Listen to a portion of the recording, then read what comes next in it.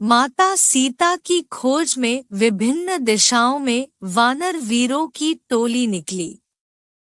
दक्षिण दिशा का प्रदेश वानरों के लिए सर्वाधिक अपरिचित था। इसलिए उस दिशा में राजकुमार अंगद के नेतृत्व में हनुमान जी, जावंत जी, नलनील आदि वीरों की टोली निकली। इस टोली को एक स्थान पर जटायु के भाई गिद्धराज संपाति दिख गए। संपाति और वानर सेना के बीच वार्तालाप का प्रसंग अद्भुत है।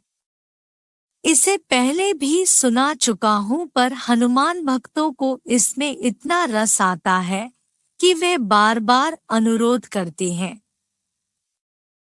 संपाति के प्रसंग को आगे सुनाऊंगा। अभी देवताओं द्वारा हनुमान जी की परीक्षा के प्रसंग को ही बढ़ाते हैं। संपाति ने बताया कि रावण देवी सीता को समुद्र पार स्थित लंका ले गया है। रावण की माया और उसकी शक्तियों के बारे में संपाति को जितना पता था सब उन्होंने बता दिया। संपाति ने लंका की दिशा और रावण के महल की जानकारी भी दी, पर लंकापुरी तो वहां से 100 योजन दूर थी, समुद्र के पार थी। वानर वीर इस बात को लेकर चिंता करने लगे कि ऐसे विशाल समुद्र को आखिर लांघा कैसे जाए। बिना इसे पार किए लंका पहुंचना संभव नहीं। जब तक स्वयं माता सीता के लंका में देखकर आश्वस्त न हो ले, तब तक कैसे प्रभु श्रीराम को इस पर चढ़ाई के लिए कह सकते हैं। अंगद सभी वीरों से उनकी छलांग लगाने की क्षमता की पूछताछ करने लगे। नल ने कहा कि वह 30 योजन तक की छलांग लगा सकते हैं। नील 50 योजन तक की छलांग लगाने में समर्थ थे।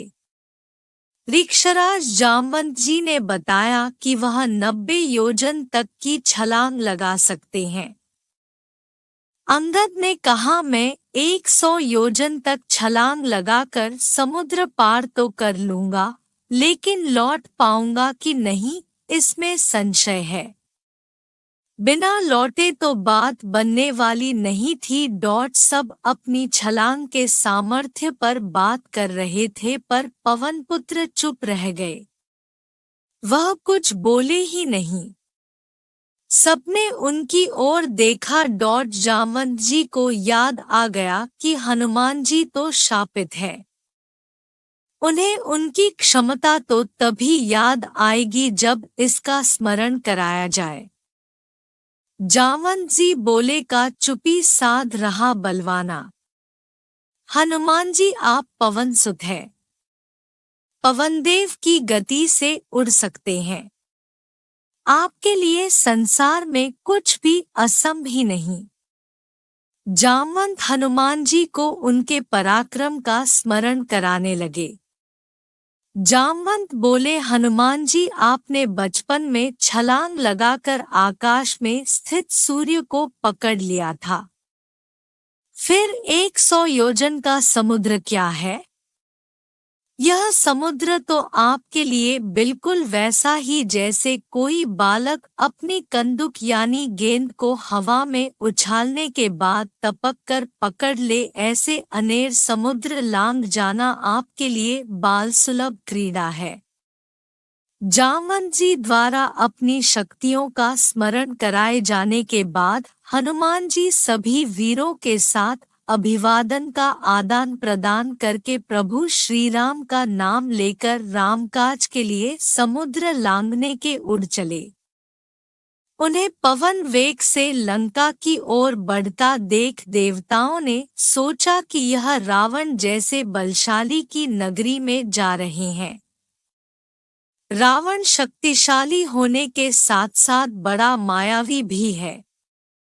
वहाँ शक्ति के साथ बुद्धि कौशल की भी आवश्यकता होगी, इसलिए हनुमान जी बल बुद्धि की विशेष परीक्षा करनी आवश्यक है।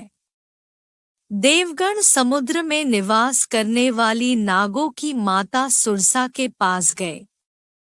सुरसा उनकी भी माता जैसी ही थी कि नाग और देवगण कश्यप की ही संतान है। उन्होंने माता सुरसा से विनती की, आप बजरंग बली के बलबुद्धि की परीक्षा लें। सुरसा ने रामकाज में अपना योगदान देने के लिए इसे सहर्ष स्वीकार लिया। वह हनुमान जी की परीक्षा लेने के लिए चल पड़ी। उन्होंने राक्षसी का रूप धारण किया और हनुमान जी के सामने जा खड़ी हुई।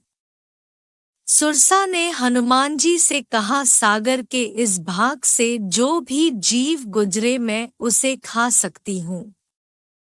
देवताओं ने मेरे आहार की ऐसी ही व्यवस्था की है।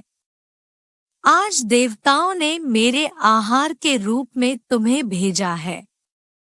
तुम्हारे जैसे बलिष्ठ और विशाल जीव को भेजा है। आज तो भरपेट आहार मिला है, मैं तुम्हें खा जाऊंगी। ऐसा कहकर सुरसा ने हनुमान जी को दबोचना चाहा। हनुमान जी ने कहा, माता, इस समय मैं श्रीराम के कार्य से जा रहा हूँ। कार्य पूरा करके मुझे लौट आने दो, उसके बाद मैं स्वयं ही आकर तुम्हारे मुंह में समा जाऊंगा। हनुमान जी ने सुरसा से बहुत विनती की, लेकिन वह मानने को तैयार न थी। हनुमान ने अपना आकार कई 100 गुना बढ़ाकर सुरसा से कहा, लो मुझे अपना आहार बनाओ। सुरसा ने भी अपना मुंह खोला तो वह हनुमान जी के आकार से बड़ा हो गया। हनुमान जी जितना आकार बढ़ाते, सुरसा उससे बड़ा मुंह कर लेती। हनुमान जी समझ गए कि ऐसे तो बात नहीं बनने वाली।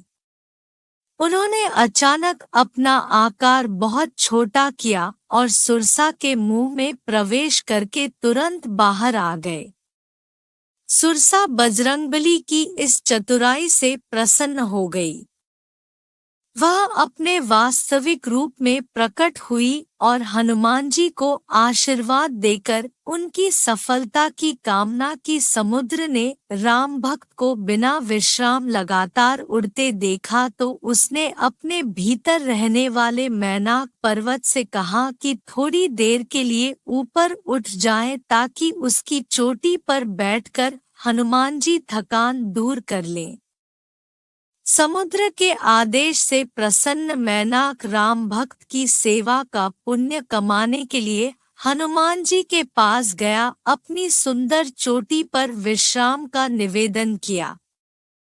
हनुमान जी मैनाक से बोले, श्रीराम का कार्य पूरा किए बिना विश्राम करने का कोई प्रश्न ही नहीं उठता। उन्होंने मैनाक को हाथ से छूकर प्रणाम किया और आगे चल दिए। लंका पहुंचते ही हनुमान जी का सामना लंका की रक्षक लंकिनी से हुआ। सुंदरकांड के ये सब प्रसंग भक्ति रस से सराबोर हैं। सुंदरकांड में हनुमान जी की अपरिमित शक्तियों का वर्णन है और वे प्रभु के संकटमोचक बनते हैं। कहते हैं, जिस व्यक्ति ने अपने जीवन काल में सुंदरकांड का एक बार भी पाठ न किया हो, उसे तब तक मुक्ति नहीं मिलती जब तक वह इसे सुन न ले। मित्रों, हम खोज खोज कर धार्मिक, आध्यात्मिक और प्रेरक कहानियां लेकर आते हैं। आपको सरल रास्ता बताता हूँ। एक साथ ऐसी धार्मिक और प्रेरक कई 100 कहानियां सुनने का